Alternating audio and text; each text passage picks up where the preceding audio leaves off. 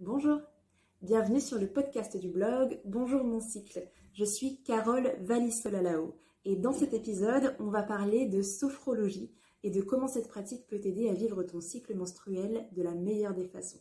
Bonne écoute! Aujourd'hui, je reçois Amélie Bonté, qui est sophrologue et avec qui on va parler de sophrologie, de ce qu'est cette pratique, comment savoir si cela peut nous aider et en quoi la sophrologie peut nous aider à bien vivre notre cycle menstruel.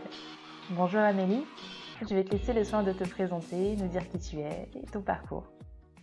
Alors, donc moi, je suis Amélie Bonté, je suis donc sophrologue certifiée. Mon parcours, écoute, comme beaucoup de sophrologues, c'est une reconversion professionnelle. Jusqu'à présent, j'étais journaliste à la radio, j'ai fait ça pendant plus de 12 ans. Et j'ai découvert la sophrologie en fait quand j'étais enceinte, donc en 2018-2019. Et ça m'a beaucoup apporté en fait pour gérer ma grossesse, préparer mon accouchement que je voulais physiologique, le plus naturel possible, etc. Et voilà, donc j'ai fait de la sophrologie à ce moment-là et puis bon, c'est resté dans un petit coin de ma tête et quand j'ai eu des envies de changement, de métier, je me suis dit: «Mais pourquoi pas la sophrologie?» En fait, c'est assez, abordable en termes de formation, de timing de formation et cetera et donc je me suis lancée là-dedans, voilà et donc là, je commence mon activité, depuis peu. Et je me spécialise, sur toutes les questions de, maternité, périnatalité, pour aider les femmes, à gérer au mieux, en fait, leur quotidien, grâce à la sophrologie. Super. Voilà et j'ai 35 ans. Je vis en Normandie, au Havre et j'ai donc 2 enfants. J'ai une fille de 3 ans et demi, et un garçon de 5 mois. D'accord, super. Et bien comme ça, on te connaît bien. Et alors, en rentrant dans le vif du sujet, la sophrologie, finalement, qu'est-ce que c'est? Parce qu'on en entend parler de plus en plus, mais on ne sait pas forcément de quoi il s'agit. Oui et puis en plus parfois on peut, confondre avec d'autres méthodes un peu plus démocratisées comme, l'hypnose ou la méditation, enfin ce genre de choses. Donc tu as raison, c'est important de bien préciser ce que c'est. En fait, c'est une méthode qui est assez, récente puisqu'elle a été créée dans les années, 60 par un neuropsychiatre à la base. Donc à la base, c'était pour traiter ses patients en fait, dans tout ce qui était gestion des douleurs, gestion des émotions et cetera. Et dans les années 90, la méthode elle s'est un petit peu plus, démocratisé et on s'en servait un petit peu plus pour du développement personnel en fait, pas uniquement pour des pathologies. Voilà. Mais donc à la base, ça a été créé pour être en complément de la médecine, des traitements médicaux. Et alors aujourd'hui, évidemment, on peut encore faire ça. Mais c'est vrai qu'aujourd'hui, on connaît un petit peu plus la sophro quand on connaît. Pour l'usage de développement personnel, aller mieux dans son quotidien, aller mieux voilà, dans sa vie, préparer des événements spécifiques de sa vie, etc. Alors concrètement, la méthode, en fait, ça permet, moi j'aime bien utiliser le terme harmoniser ou trouver un équilibre en fait, entre 3 composantes. Les 3 composantes qui font de nous un être humain, c'est-à-dire le corps, le mental et les émotions.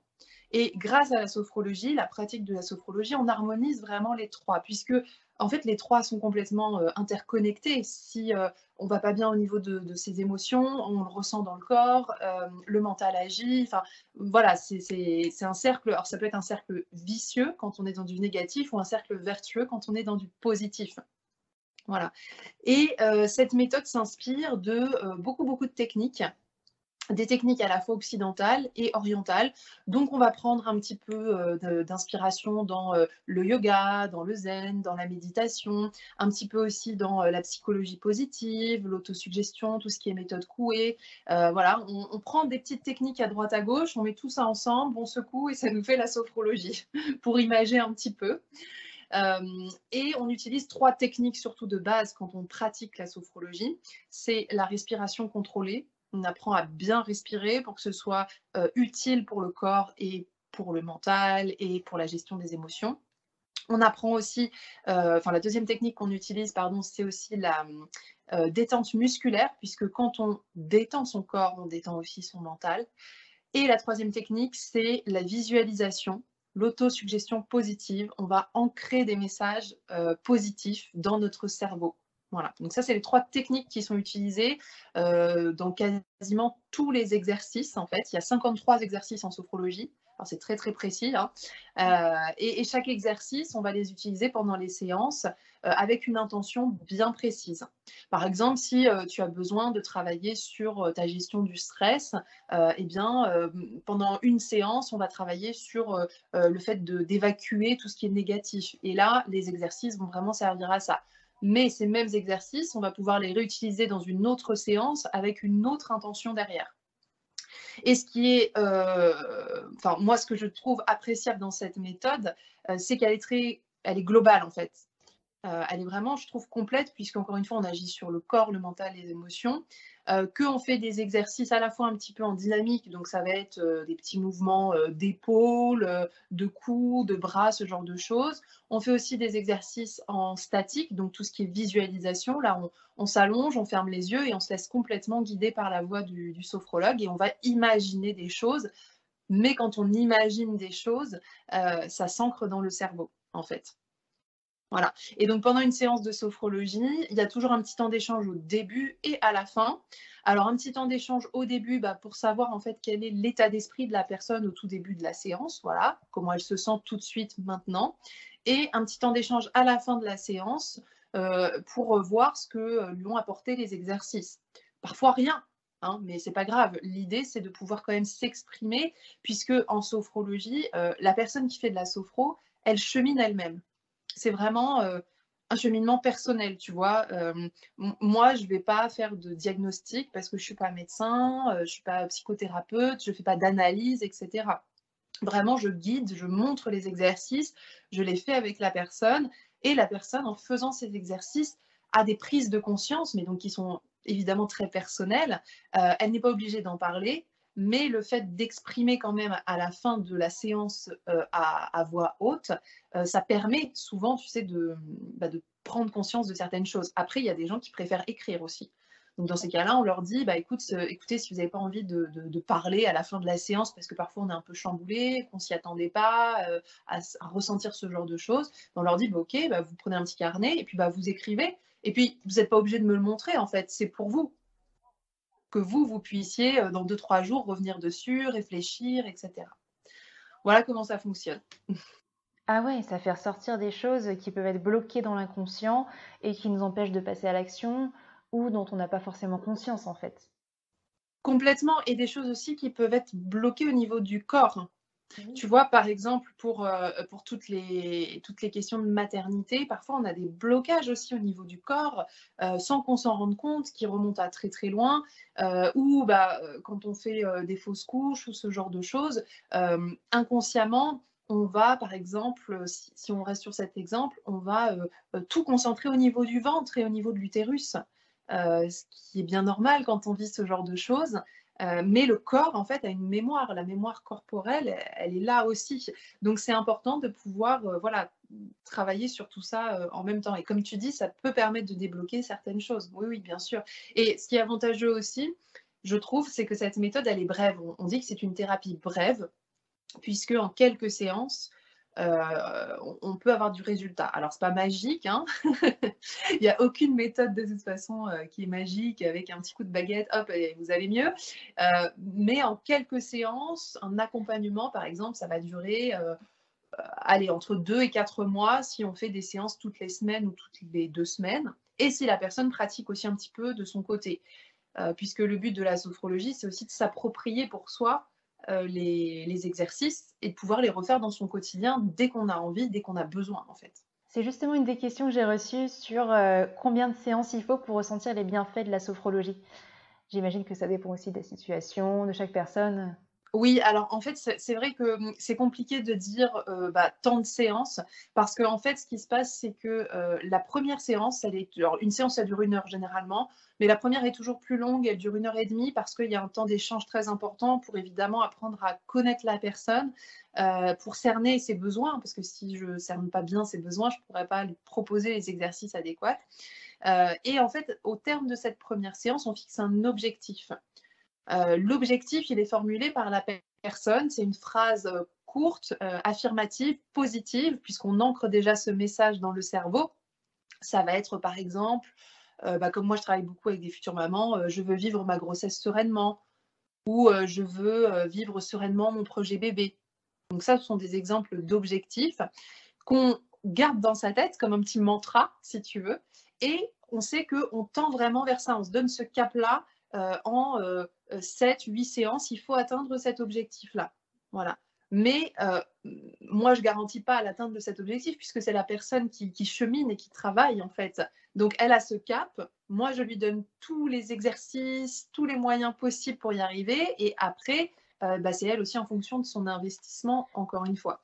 Mais parfois, ça peut être efficace aussi, vraiment, si la personne connaît déjà et a l'habitude des exercices et qu'elle pratique beaucoup, qu'elle est très assidue.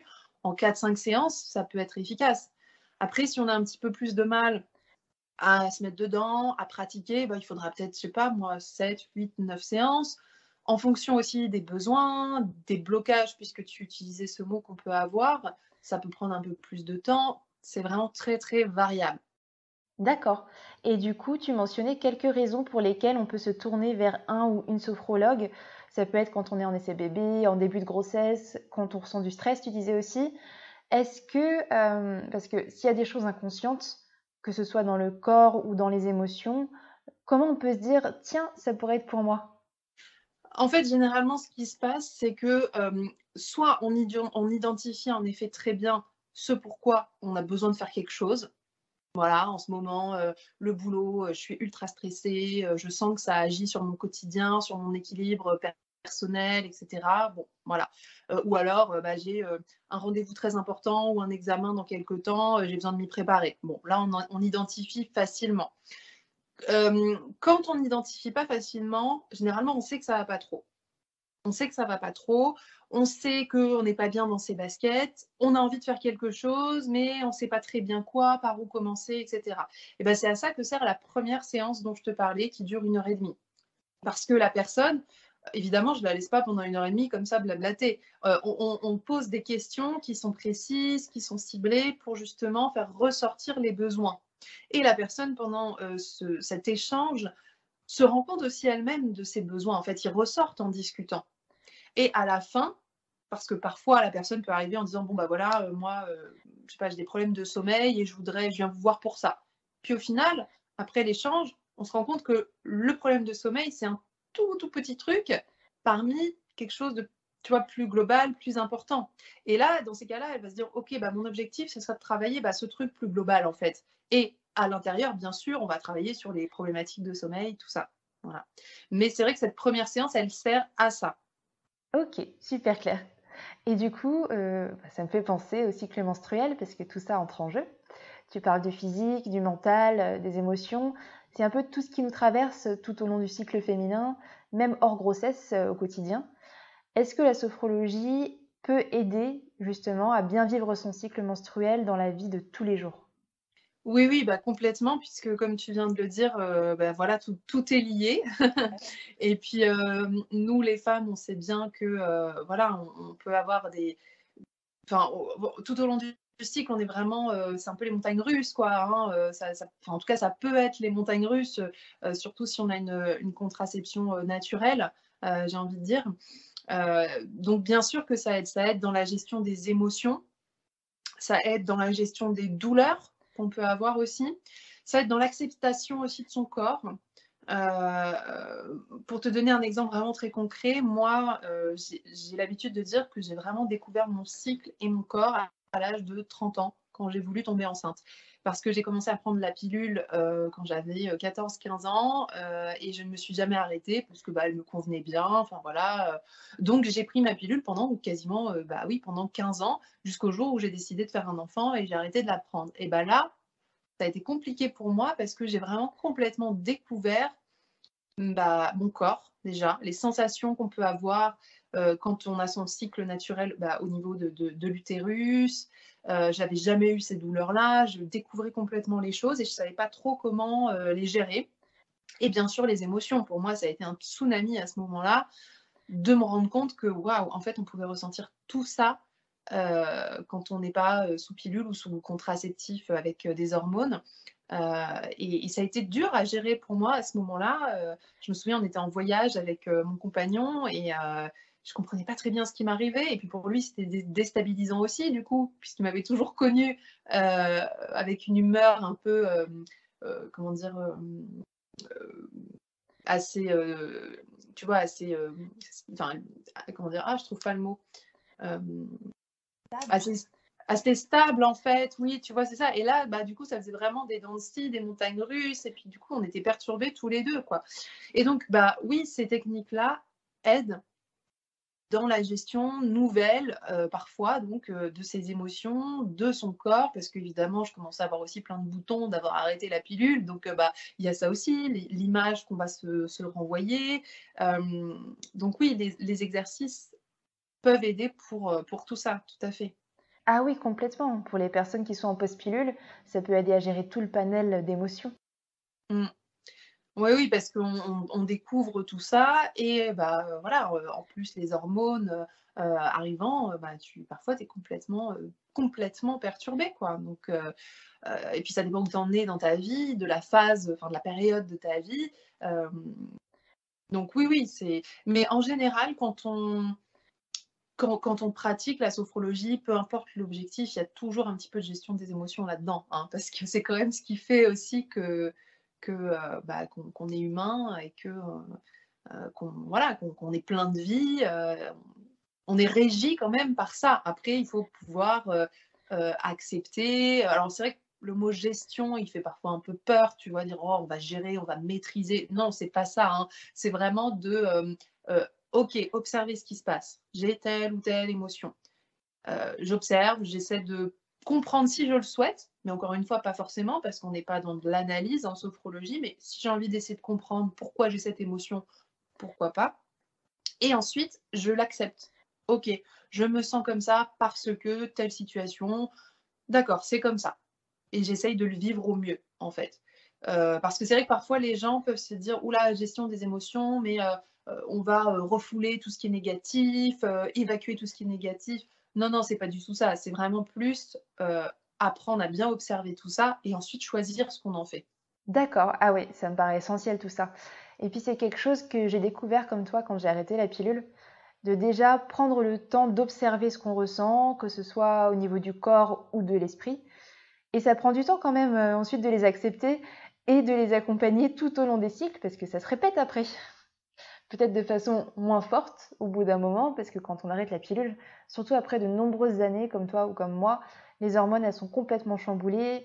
Mon cycle il a mis un petit peu de temps à revenir à la normale. Mais ouais, super intéressant. Et puis tu parlais aussi de la gestion des douleurs. Ça peut être des douleurs de règles ou même prémenstruelles aussi. Tu peux donc, grâce au mental et à la visualisation, apprendre à mieux gérer la douleur?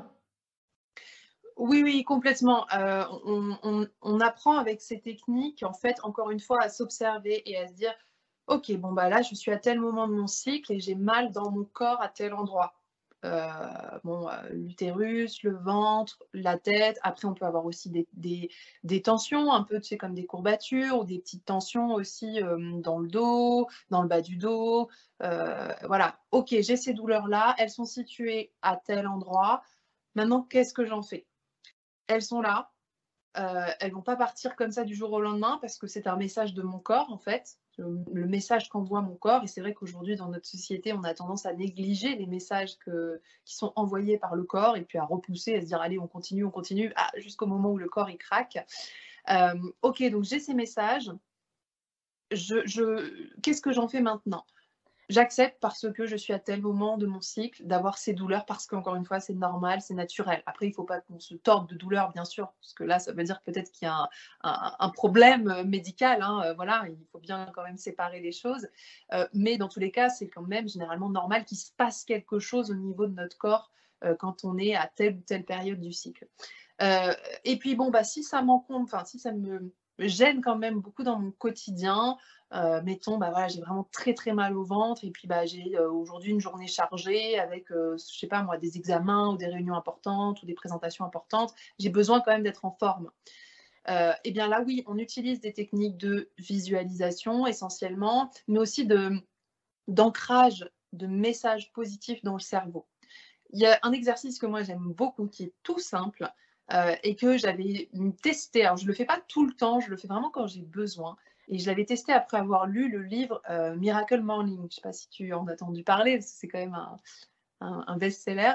Et bah, cette technique, je l'ai trouvée géniale. Le soir, quand tu vas te coucher, au moment où tu es dans ton lit, tu t'apprêtes vraiment à dormir, avant d'éteindre ta petite lumière, tu te fais un petit message positif pour ta journée du lendemain. Donc si tu sais que ta journée de demain, OK, elle va être chargée parce que, examen important, réunion, présentation importante et qu'en plus, tu es, dans une période de ton cycle où, bah, tu as des douleurs, tu vas te dire: «OK, bah, c'est pas grave, demain, ma journée va bien se passer, je vais tout faire pour être en forme» et là, clac, tu éteins la lumière et là, tu t'endors. Le cerveau va travailler pendant toute la nuit et ce message va s'ancrer dans ta tête. Ce qui fait que quand tu te réveilles le lendemain matin, eh ben, tu verras, tu te réveilleras tout de suite un peu du bon pied, hein, comme on dit, et ça va enclencher ta journée d'une manière un peu différente. Donc déjà, tu as enclenché le message que ta journée, ça va aller, tu vas gérer, ça va le faire. En plus de ça, donc déjà corporellement, tes douleurs, tu les sentiras différemment dans ta journée. Si en plus de ça, tu as besoin encore d'agir un peu plus sur ces douleurs, bah oui, tu vas utiliser des petites techniques de visualisation. Ok, je vais essayer de fermer les yeux, de visualiser. Souvent, on visualise par la couleur rouge la douleur parce que ça parle à tout le monde. Je vais visualiser un point rouge au niveau de mon utérus, au niveau du bas du dos, de mes reins, parce que c'est là que j'ai mal. Je vais fermer les yeux, me concentrer, respirer vraiment en conscience, en inspirant par le nez et en soufflant doucement par la bouche. Et je vais essayer de transformer cette lumière. Elle est rouge dans le bas du dos parce que c'est là que j'ai mal. Je ferme les yeux, je respire et je sens que la lumière, elle se transforme, elle devient verte, par exemple. Voilà, c'est des exercices qui sont, tu vois, ultra simples à mettre en place n'importe où. En plus, c'est ça qui est chouette. Carrément, oui, tu pas besoin de grand-chose en plus pour la mettre en place. Tu peux faire dans les transports, au travail, à la maison. C'est ça, exactement. Quand voilà, ça nous arrive à tous d'arriver à un rendez-vous, 5 minutes avant, on peut être un peu stressé, bah, juste derrière la porte, fermer les yeux et prendre ces 5 minutes pour se poser et respirer et ça calme le mental, ça nous recentre et on est prêt pour affronter, notre rendez-vous, voilà, ce moment important, on est centré. Parce que c'est aussi, tu vois, je trouve, un souci de notre société actuelle, c'est on en parlait un petit peu avant, on est quand même moins centré sur ce qui se passe en nous. Et typiquement, notre cycle, alors, tu dois mieux savoir ça que moi, mais je pense qu'il y a quand même beaucoup de femmes qui ne connaissent pas bien leur cycle. Parce que bah, notre société, elle va à 100 à l'heure, on a plein d'injonctions. Quand on est une femme, en plus, bah, il faut être bonne au boulot, à la maison, avec les enfants. On gère beaucoup, beaucoup de choses, souvent, même si on a l'aide de nos conjoints, enfin, de nos partenaires. On est quand même souvent dans ce truc qui est un peu, voilà, un peu tourbillon. Donc, on a du mal à écouter ce qui se passe en nous, à se concentrer et à se recentrer. Et je trouve que pour bien connaître son cycle, je pense que ça, c'est important aussi, de se poser. Se poser, de se calmer, de se dire: «OK, voilà, bah, parce que le cycle, lui, bah, il est naturel et c'est pas parce que la société change que le cycle, il change, en fait». Non, mais je rejoins complètement ce que tu dis. Avec cette société qui attend toujours une performance qui soit la même, quel que soit le moment ou la période, qu'on soit un homme ou une femme d'ailleurs. Les hommes aussi, ils ont des cycles, des moments plus dynamiques ou avec plus d'énergie que d'autres. Donc s'écouter, c'est vrai que ça devient quelque chose de vraiment précieux aujourd'hui pour pouvoir tenir le coup et puis ne pas vivre à côté de sa vie tout le temps, quoi.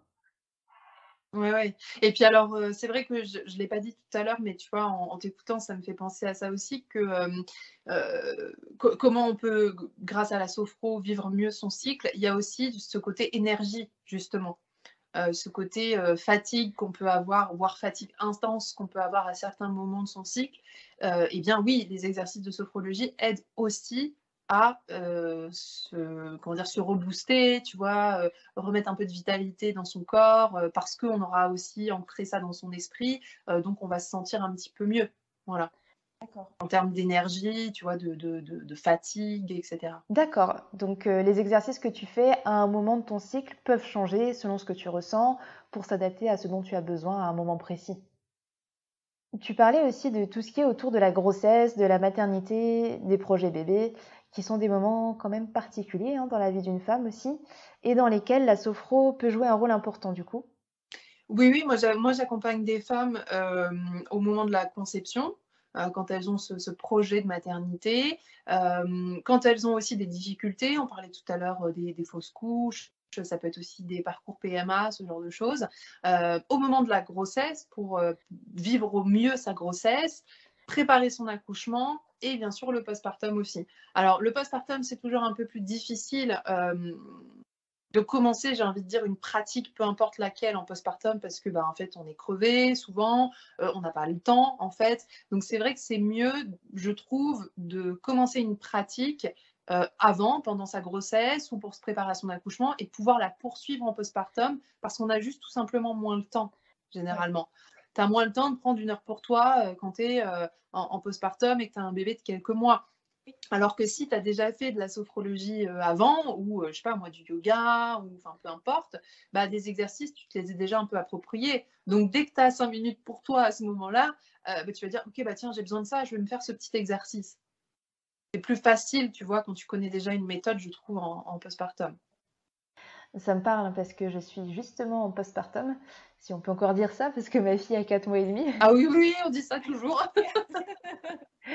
Mais oui, oui, je rejoins complètement ce que tu dis, le fait de pouvoir prendre ne serait-ce que 5 minutes pour soi dès qu'on les a et sur le fait de pouvoir avoir un soutien qu'on peut mettre en place soi-même aussi à ce moment-là, ça peut être super utile.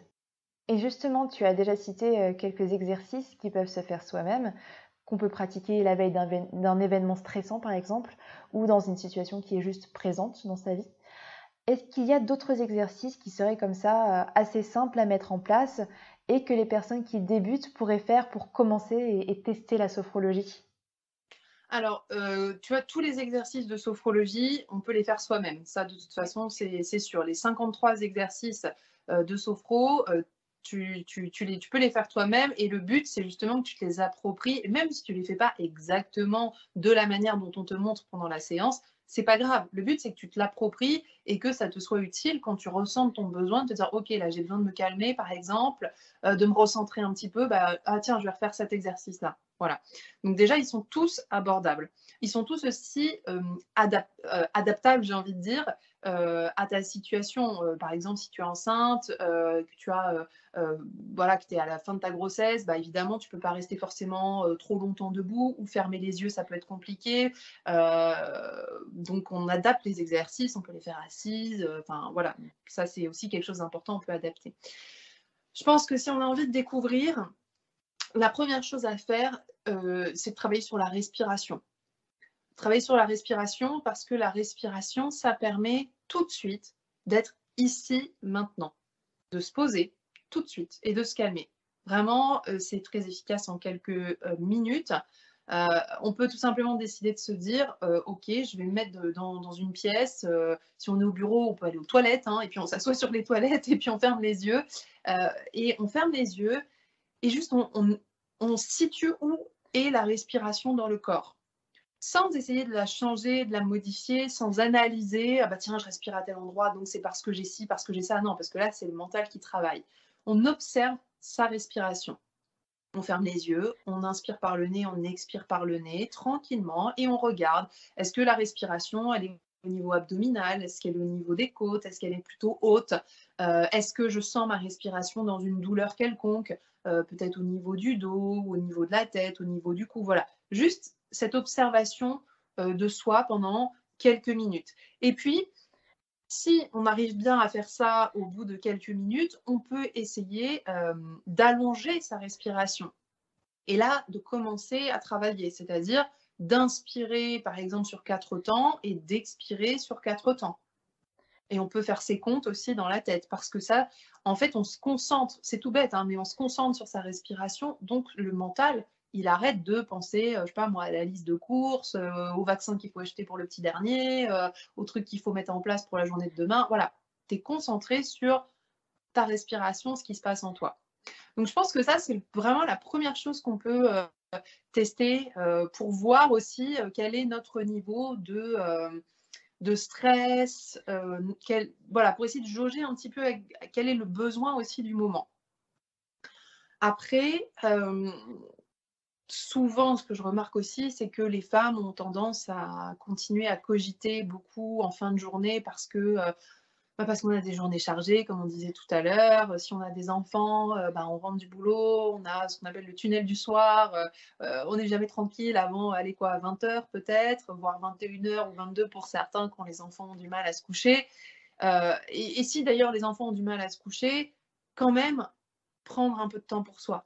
Même 10 minutes en fait, avant toi-même d'aller te coucher. Parce que sinon tu enchaînes, tu vois, tu enchaînes ta journée, ton tunnel du soir avec tes enfants, oh je suis trop fatiguée, bam, je vais me coucher. Oui, mais ton cerveau et ton corps, il n'a pas pris 5 minutes pour se reposer et redescendre en pression. Donc même si tout ça c'est compliqué, même si tes enfants ils ne s'endorment pas avant 22h et que toi tu es crevé, tu iras te coucher à 22h15. Tu vas prendre un petit quart d'heure pour toi. Je pense que ça, c'est important. Et ce moment du coucher de la fin de journée, je trouve, est assez crucial, en fait. Parce que, voilà, on est fatigué, on a tendance à se coucher tout de suite. Je pense qu'il faut toujours redescendre un petit peu en pression pour éviter de cogiter, de se parasiter vraiment la tête avec toutes ces pensées qu'on peut avoir. Parfois, c'est des pensées positives, hein, ce n'est pas forcément des pensées négatives. Quand on est sur un projet en cours, on bouillonne d'idées, mais du coup, le soir, en fin de journée, c'est là que les idées, elles arrivent et on a du mal à s'endormir.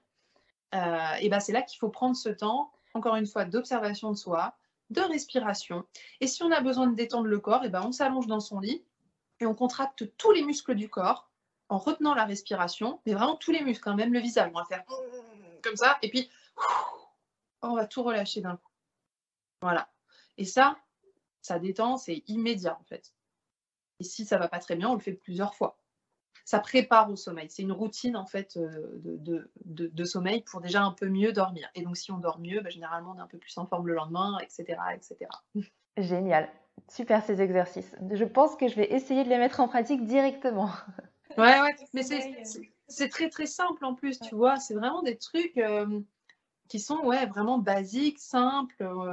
Voilà, ça c'est des petits tips, moi j'aime bien dire, tu vois, pour le quotidien.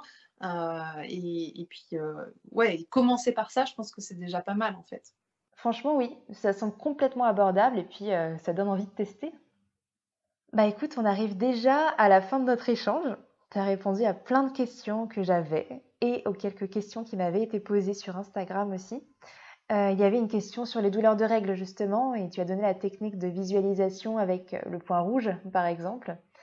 J'ai aussi une personne qui m'a demandé « J'aimerais arrêter la pilule, mais mon syndrome prémenstruel est vraiment trop important. Je suis à cran avec des émotions hyper fortes à ce moment-là, donc je n'ose pas arrêter la pilule. Est-ce que la sophro peut m'aider ?» J'imagine que la réponse est oui du coup. Oui, mais alors ça, c'est très intéressant, tu vois, ce cas-là, c'est très intéressant parce que la personne, elle a déjà un objectif. Son objectif, c'est d'arrêter la pilule, mais elle a peur de souffrir, d'avoir mal, de ne pas savoir gérer ses émotions, etc. Et ça, c'est hyper intéressant parce que c'est de l'anticipation du négatif et de la peur. Et c'est tout à fait normal. Encore une fois, on fait tous ça. Parce que notre cerveau, en fait, il a ce biais naturel vers le négatif. Et pourquoi ? Parce que, en fait, le cerveau et le corps retient ce qui est négatif dans un objectif de survie, en fait. Et donc, c'est plus difficile de discipliner, de conditionner son cerveau vers du positif et de se dire, OK, je vais arrêter ma pilule, je ne sais pas trop ce qui m'attend, mais c'est pas grave, je vais gérer. On a plus de mal à se dire ça. Et c'est tout à fait normal, encore une fois, parce qu'il y a ce biais un peu négatif du cerveau. Donc, elle anticipe déjà du négatif. Donc, on peut travailler carrément sur ça, de se dire, voilà, mon objectif, c'est d'arrêter la pilule, mais que ça se passe bien, que je sois sereine, que je le vive bien, etc. Et donc là, on va beaucoup justement anticiper de positif déjà de base. Donc, cet exemple-là, tu vois, est hyper intéressant. Ah oui, c'est vrai. Comme tu dis, de façon instinctive, on se dit, je l'ai déjà vécu, j'ai essayé, ça n'a pas marché, je vois le risque, je sais ce qui pourrait mal se passer en fait. C'est ça. Et encore une fois, tu vois, là, c'est aussi le mental qui travaille, notre cerveau qui a enregistré tout ça. Mais c'est bien, hein, tu vois, le cerveau, il enregistre les choses, encore une fois, pour nous maintenir en vie et pour que si on revit la même situation, on puisse réagir, en fait. C'est surtout ça. Mais il faut pouvoir prendre de la distance et aujourd'hui, on peut, avec tous ces outils et toutes ces techniques, prendre de la distance sur ça pour justement se conditionner plutôt en positif et que ça se passe bien. Parce que, tu vois, c'est comme un accouchement, en fait, on en parlait aussi tout à l'heure. Les personnes qui sont très dans le contrôle, qui sont pour X ou X raisons, hein, on s'en fiche encore une fois des raisons, mais les personnes qui sont très dans le contrôle et qui vont anticiper de se dire oh là là, mon Dieu, ça va être horrible, je vais avoir très mal, je vais souffrir, parce qu'en plus, on a plein de récits autour de nous de gens qui nous disent mais c'est traumatisant, tu vas voir, les contractions c'est horrible, ça fait mal, tu vas, ah puis c'est ton premier, ça va durer des heures, enfin, oh là là, mais quand on reçoit tous ces messages, bah du coup, direct, on se met dans une position de ça va mal se passer.